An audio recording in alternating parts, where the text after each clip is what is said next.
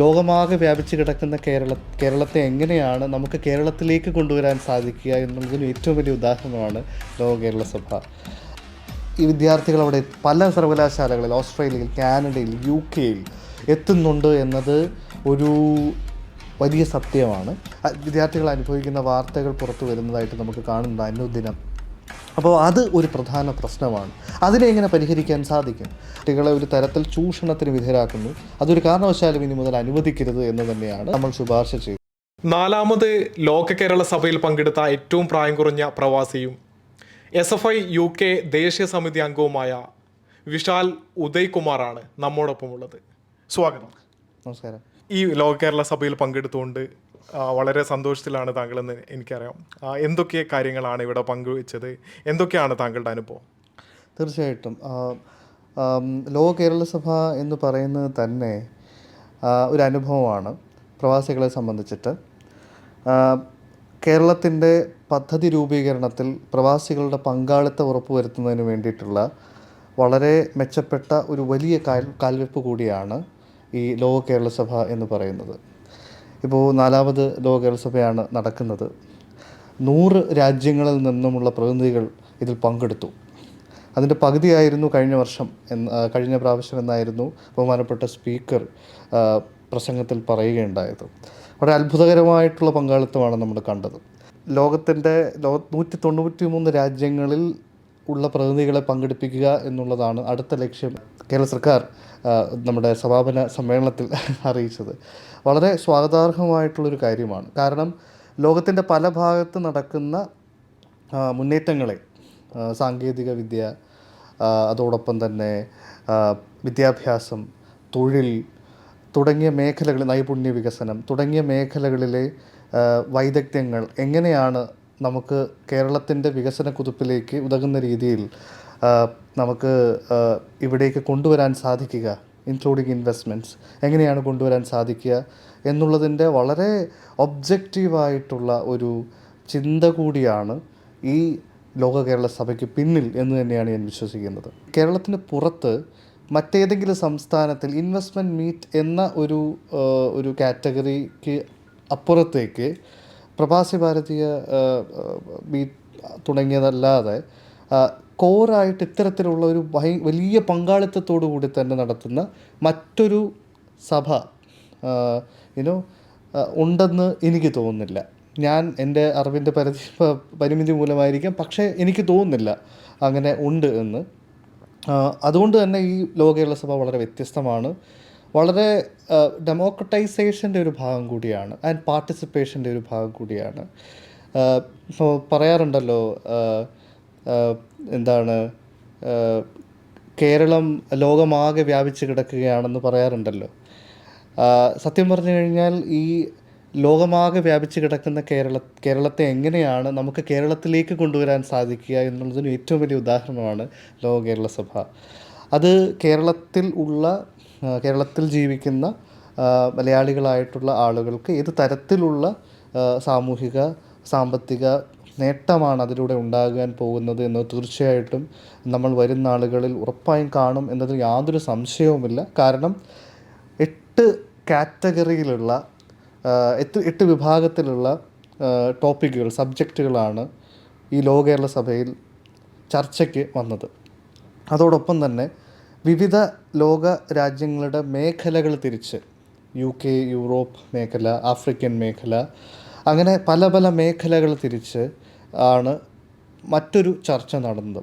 അപ്പോൾ ഈ ചർച്ചകളിലൂടെ വന്ന ആശയങ്ങൾ, ഇന്നോവേറ്റീവായിട്ടുള്ള ഐഡിയകൾ, അതോടൊപ്പം തന്നെ സജഷനുകൾ, അതോടൊപ്പം എന്തെങ്കിലും പ്രയാസങ്ങളുണ്ടെങ്കിൽ അതിനുള്ള പരിഹാരങ്ങൾ തുടങ്ങിയതെല്ലാം റിപ്പോർട്ടിൽ രേഖപ്പെടുത്തി അത് ഈ അവസാന ദിവസം ബഹുമാനപ്പെട്ട മുഖ്യമന്ത്രിയും അധ്യക്ഷനായിരുന്ന ബഹുമാനപ്പെട്ട സ്പീക്കറും പിന്നെ മറ്റ് അംഗങ്ങളുടെയും സാന്നിധ്യത്തിൽ അത് റിപ്പോർട്ട് ചെയ്യപ്പെടുകയും ചെയ്തു.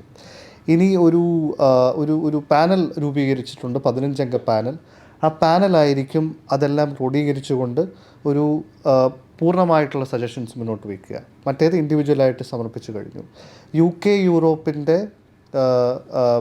ചർച്ചകളിലെ റിപ്പോർട്ടിംഗ് ചെയ്തത് എനിക്കാണ് ആ അവസരം ലഭിച്ചത്.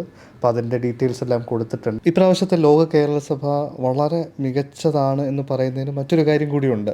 കഴിഞ്ഞ ലോക കേരള സഭയിൽ ഉണ്ടായിരുന്ന ഒരു സജഷൻ, ഒരു നിർദ്ദേശം അതേപടി കേരള സർക്കാർ നടപ്പിലാക്കി എന്നുള്ളതാണ്. അത് മറ്റൊന്നുമല്ല, ലോക കേരള സഭയുടെ ഏകീകരണത്തിനായി അതിൻ്റെ ഒരു കണ്ടിന്യൂറ്റിക്ക് വേണ്ടിയിട്ടും ഒരു എന്താ പറയുക, ഒരു കൂടുതൽ ഇൻറ്ററാക്റ്റീവ് ആകുന്നതിന് വേണ്ടിയിട്ടും മെച്ചപ്പെട്ട രീതിയിലാക്കുന്നതിന് വേണ്ടിയിട്ടും ലോക കേരളം ഓൺലൈൻ എന്നൊരു ഓൺലൈൻ പോർട്ടൽ കേരള സർക്കാർ രൂപീകരിച്ചിരിക്കുകയാണ്. അതിലൂടെ ലോകത്തെ ഏത് ഭാഗത്തുള്ള ആളുകൾക്കും ഏതൊരു പ്രവാസിക്കും കേരളത്തിന് അനുയോജ്യമായിട്ടുള്ള പദ്ധതികളെക്കുറിച്ചോ വികസന പദ്ധതികളെക്കുറിച്ചോ അല്ലെങ്കിൽ എന്ത് രീതിയിലുള്ള കാഴ്ചപ്പാടുകളെക്കുറിച്ചോ പദ്ധതി രൂപീകരണത്തിലേക്കുള്ള സജഷനെക്കുറിച്ചോ ഒക്കെ രേഖപ്പെടുത്താവുന്നതാണ് അതിനകത്ത്.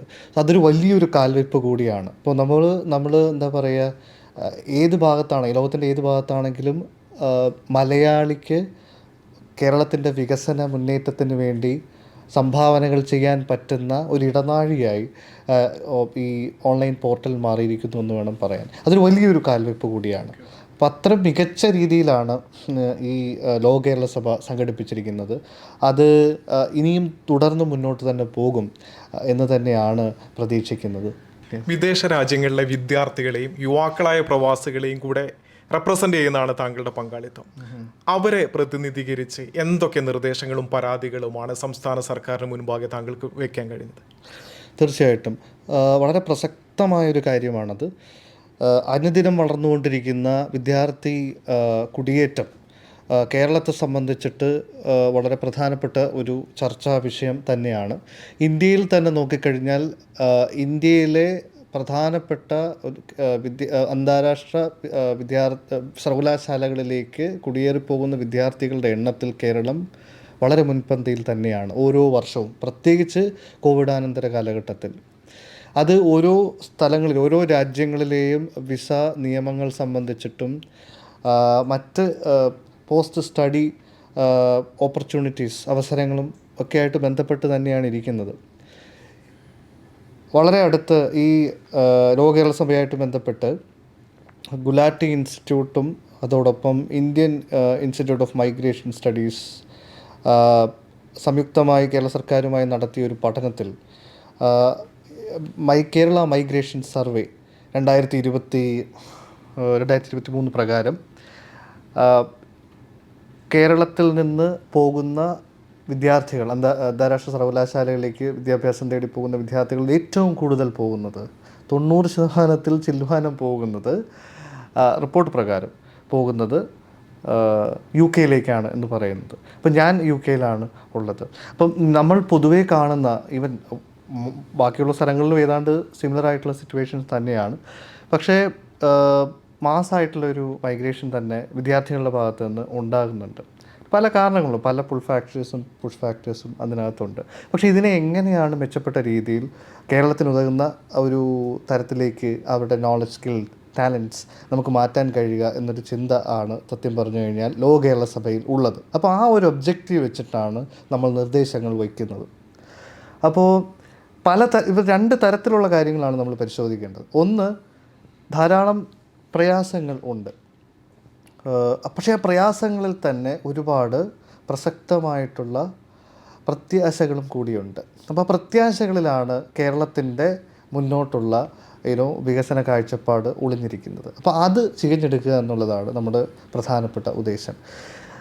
ഈ ചോദ്യത്തിലേക്ക് കൃത്യമായി വന്നു കഴിഞ്ഞാൽ, ഇവിടെ നിന്ന് ഏതെങ്കിലും ഒരു വിദ്യാർത്ഥി ഒരു ഉപരിപഠനത്തിനായി മറ്റൊരു സർവകലാശാലയിലേക്ക്, ഇന്ത്യക്ക് പുറത്തുള്ളൊരു സർവകലാശാലയിലേക്ക് പോകുമ്പോൾ എങ്ങനെയാണ് പോകുന്നത് എന്നത് ഒരു ചോദ്യമാണ്. SFI UK പോലെയുള്ള സംഘടനകൾ വളരെ മികച്ച രീതിയിലുള്ള പ്രവർത്തനങ്ങൾ തന്നെയാണ് വിദ്യാർത്ഥികൾക്കിടയിൽ നടത്തി വരുന്നത്. അപ്പോൾ ഞങ്ങൾ നടത്തിയ ഒരു പല ഇടപെടലുകളും അതിൻ്റെ അടിസ്ഥാനത്തിലും ഒരു ചെറിയ പഠനത്തിൻ്റെ അടിസ്ഥാനത്തിലും ഞങ്ങൾ കണ്ടെത്തിയൊരു കാര്യം എന്ന് വെച്ച് കഴിഞ്ഞാൽ, ഈ വിദ്യാർത്ഥികളുടെ കുടിയേറ്റം എന്ന് പറയുന്നത്, മൈഗ്രേഷൻ എന്ന് പറഞ്ഞു കഴിഞ്ഞാൽ ഒരിക്കലും ഒരു ഹോമോജനസ് ആയ ഒരു പ്രോസസ്സല്ല, അതൊരു ഹെട്രോജനസ് പ്രോസസ്സാണ്. ഇതെല്ലാം ഒരു കാറ്റഗറി ആയിട്ട് നമുക്ക് ഉൾപ്പെടുത്താൻ പറ്റില്ല. പല വിഷയങ്ങൾ പഠിക്കാൻ പോകുന്നു എന്നതൊഴിച്ചാൽ ഇതൊരിക്കലും ഒരു ഹോമോജനസ് പ്രോസസ്സേ അല്ല. ഫെലോഷിപ്പുകൾ നേടി, സ്കോളർഷിപ്പുകൾ നേടി ഉന്നത ഉപരിപഠനത്തിലേക്ക് പോകുന്ന വിദ്യാർത്ഥികൾ ഉണ്ട്. അവർ പഠനത്തിൽ ഫോക്കസ് ചെയ്ത് അവർക്ക് മൈഗ്രേഷൻ എന്ന് പറയുന്നത് ഒരു സെറ്റിൽമെൻറ്റ് എന്ന ഒരു ഘടകത്തിനെ ആസ്പദമാക്കിയതേ അല്ല. രണ്ടാമത്തെ കാറ്റഗറിയാണ് കുടിയേറ്റം ചെയ്യുന്നത്, അവിടെ സ്ഥിരതാമസത്തിലേക്ക് പോവുക എന്നുള്ള ഒരു ഉദ്ദേശത്തോടു കൂടി പോകുന്നത്. അപ്പോൾ ഈ രണ്ട് കാറ്റഗറികളുടെയും പ്രശ്നങ്ങൾ വ്യത്യസ്തമാണ്. അപ്പോൾ ഇതിനെ ഇതേ രീതിയിൽ തന്നെയാണ് നമ്മൾ മനസ്സിലാക്കേണ്ടിയിരിക്കുന്നത്. അപ്പം അതിനെക്കുറിച്ചുള്ള ഒരു ചർച്ചയായിരുന്നു ലോക കേരള സഭയിൽ നമ്മുടെ ഭാഗത്തു നിന്നും ഉണ്ടായത്. എങ്ങനെയാണ് വിദ്യാർത്ഥികൾ പോകുന്നത്? ഇവരൊരു ഒബ്ജക്റ്റീവ് ഡിസിഷൻ മേക്കിംഗ് നടത്തിയാണോ പോകുന്നത്? അവരുദ്ദേശിച്ച സബ്ജക്റ്റ് തന്നെയാണോ അവർ പഠിക്കാൻ പോകുന്നത്? ഒന്ന്, ആ പഠിക്കാൻ പോകുന്ന സർവകലാശാലകളെക്കുറിച്ച് വ്യക്തമായ ധാരണയോടുകൂടിയാണോ പോകുന്നത്? അതൊരു വലിയ ചോദ്യമാണ്. കാരണം ഈ പറയുന്ന സർവകലാശാലകളുടെ ഗുണനിലവാരം വ്യക്തമായി മനസ്സിലാക്കാതെയും തെറ്റിദ്ധരിക്കപ്പെട്ടും ഈ വിദ്യാർത്ഥികൾ അവിടെ പല സർവകലാശാലകളിൽ, ഓസ്ട്രേലിയയിൽ, കാനഡയിൽ, UK എത്തുന്നുണ്ട് എന്നത് ഒരു വലിയ സത്യമാണ്. അതുമായിട്ട് ബന്ധപ്പെട്ട് ധാരാളം വാർത്തകളും വിഷയങ്ങളും പ്രയാസങ്ങളും വിദ്യാർത്ഥികൾ അനുഭവിക്കുന്ന വാർത്തകൾ പുറത്തു വരുന്നതായിട്ട് നമുക്ക് കാണുന്നുണ്ട് അനുദിനം. അപ്പോൾ അത് ഒരു പ്രധാന പ്രശ്നമാണ്. അതിനെ എങ്ങനെ പരിഹരിക്കാൻ സാധിക്കും? അപ്പോൾ ഇതിൻ്റെ ട്രിഗർ ഫാക്ടർ എന്താണ്? ട്രിഗർ ഫാക്ടർ എന്ന് പറയുന്നത് എഡ്യൂക്കേഷൻ കൺസൾട്ടൻസികൾ തന്നെയാണ് എന്ന് തന്നെ പറയാതിരിക്കാൻ വയ്യ. എല്ലാവരും അങ്ങനെ അല്ലായിരിക്കാം. വളരെ മെച്ചപ്പെട്ട രീതിയിൽ വിദ്യാർത്ഥികൾക്ക് സേവനം നൽകുന്ന ധാരാളം എഡ്യൂക്കേഷൻ കൺസൾട്ടൻസികളുണ്ട് തീർച്ചയായിട്ടും. എന്നാൽ ധാരാളം പോസ്റ്റ് കോവിഡ് സമയത്ത് ധാരാളം എഡ്യൂക്കേഷൻ കൺസൾട്ടൻസികൾ ഉണ്ടായിട്ടുണ്ട്. ഇവർ കുട്ടികൾക്ക് വിദ്യാർത്ഥിനികൾക്ക് വ്യക്തമായ ഇൻഫർമേഷനുകൾ, ശരിയായ ഇൻഫർമേഷൻ, വ്യക്തവും ശരിയുമായ ട്രാൻസ്പെറൻ്റ് ആയിട്ടുള്ള ഇൻഫർമേഷനുകൾ കൊടുക്കുന്നില്ല. പക്ഷേ കൊടുക്കാത്തത് മാത്രമല്ല, തെറ്റിദ്ധരിപ്പിക്കുന്ന ഇൻഫർമേഷനുകൾ കൊടുക്കുന്നു എന്നുള്ളതാണ് പ്രധാന പ്രശ്നം. അപ്പോൾ ഇതൊരു കാതലായ പ്രശ്നമാണ്. ഇത് UK മാത്രമല്ല, ഓസ്ട്രേലിയയിൽ, കാനഡയിൽ, ഫ്രാൻസിൽ, ഈ രാജ്യങ്ങളിലെല്ലാം ഇവിടെ നിന്നെല്ലാം പ്രതിനിധികളുണ്ടായിരുന്നു. ഈ പ്രതിനിധികളെല്ലാം ഒരേ സ്വരത്തിലാണ് ഈ വിഷയം പറഞ്ഞത്. അപ്പോൾ ബഹുമാനപ്പെട്ട മുഖ്യമന്ത്രി ഈ വിഷയം രേഖപ്പെടുത്തിയിട്ടുണ്ട്. അപ്പോൾ അതിനെക്കുറിച്ച് സംസാരിക്കുകയുണ്ടായി. ചർച്ചയിൽ തന്നെ മറ്റു മന്ത്രിമാർ അധ്യക്ഷരായിരുന്നു, വകുപ്പ് സെക്രട്ടറിമാർ അധ്യക്ഷരായിരുന്നു. ഇപ്പോൾ ഞാനിരുന്ന പാനലിൽ ഡിസ്കഷൻ തന്നെയാണെങ്കിൽ ഫിനാൻസ് മിനിസ്റ്ററായിരുന്നു, മുഖ്യമന്ത്രിയുടെ ഓഫീസർ ഓൺ സ്പെഷ്യൽ ഡ്യൂട്ടി ആയിരുന്നു ഓഫീസറായിട്ടിരുന്നത്. അപ്പോൾ ഇവർ വളരെ കാര്യമായിട്ട് തന്നെയാണ് ഈ കാര്യം എടുക്കുന്നത്. കാരണം ഇതെന്ന് വെച്ച് കഴിഞ്ഞാൽ വളരെ വലിയ പ്രശ്നം തന്നെയാണ്. വ്യക്തമായിട്ടുള്ള ധാരണയില്ലാതെ തെറ്റിദ്ധരിക്കപ്പെട്ട് ഇവർ മറ്റ് യൂണിവേഴ്സിറ്റികളിലേക്ക് പോകുമ്പോൾ മറ്റൊരു സ്ഥലമാണ്, അത് മറ്റൊരു തരത്തിലുള്ള ജീവിതമാണ്. അവിടെ കാലാവസ്ഥ വ്യത്യസ്തമാണ്, അവിടുത്തെ ജീവിതശൈലി വ്യത്യസ്തമാണ്, അവിടുത്തെ വിദ്യാഭ്യാസ രീതി വ്യത്യസ്തമാണ്, ഭാഷ, അതെല്ലാം ഒരു ഘടകമാണ്. അപ്പോൾ ഇത് ഇങ്ങനെ ഉള്ളപ്പോൾ കുട്ടികൾ ഉദ്ദേശിച്ച ഒരു പ്രതീക്ഷ രീതിയിലുള്ളൊരു വിദ്യാഭ്യാസമല്ല അവിടെ കിട്ടുന്നത്. വിദ്യാഭ്യാസത്തിന് ശേഷമുള്ള പ്ലേസ്മെൻ്റ് അല്ല, തൊഴിൽ അവസരമല്ല അവിടെ കിട്ടുന്നത് എങ്കിൽ അവരുടെ പ്രതീക്ഷകളെല്ലാം വഴിയിലായി പോയി എന്ന് തന്നെയാണ് അതിനർത്ഥം. അതല്ല വേണ്ടുന്നത്. നമുക്ക് ഒബ്ജക്റ്റീവായിട്ടുള്ള ഡിസിഷൻ മേക്കിംഗ് ഉണ്ടാക്കാൻ വ്യക്തമായിട്ടുള്ള ഇൻഫർമേഷനുകൾ അതത് യൂണിവേഴ്സിറ്റികളെ സംബന്ധിച്ചിട്ട്, വിദേശ സർവകലാശാലകളെ സംബന്ധിച്ചിട്ട്, അവരുടെ കോഴ്സുകളെ സംബന്ധിച്ചിട്ട്, അവിടുത്തെ പഠന നിലവാരത്തെക്കുറിച്ച്, അവിടുത്തെ പഠനത്തിന് ശേഷമുള്ള തൊഴിലവസരങ്ങളെക്കുറിച്ച് ഉള്ള എക്സ്പീരിയൻസ് ഷെയർ ചെയ്യാനുള്ള റിസോഴ്സ് ഉണ്ടാകണം, അതിൻ്റെ ഇൻഫർമേഷൻ അവൈലബിൾ ആയിരിക്കണം. അതിനെക്കുറിച്ചായിരുന്നു പ്രധാനപ്പെട്ട ചർച്ച. അതിൽ എഡ്യൂക്കേഷൻ കൺസൾട്ടൻസികൾ പല എഡ്യൂക്കേഷൻ കൺസൾട്ടൻസികളും നടത്തുന്ന മിസ്ഇൻഫർമേഷൻ കുട്ടികളെ ഒരു തരത്തിൽ ചൂഷണത്തിന് വിധേയരാക്കുന്നു. അതൊരു കാരണവശാലും ഇനി മുതൽ അനുവദിക്കരുത് എന്ന് തന്നെയാണ് നമ്മൾ ശുപാർശ ചെയ്തത്. അപ്പോൾ ഇതിൽ ഒരു കാര്യം പറയാനുള്ളതെന്ന് വെച്ച് കഴിഞ്ഞാൽ നോർക്കയ്ക്ക് വളരെ വലിയ റോൾ ഇതിൽ വഹിക്കാൻ കഴിയും. അതിൻ്റെ സജഷനുകൾ നമ്മൾ വെച്ചിട്ടുണ്ട്.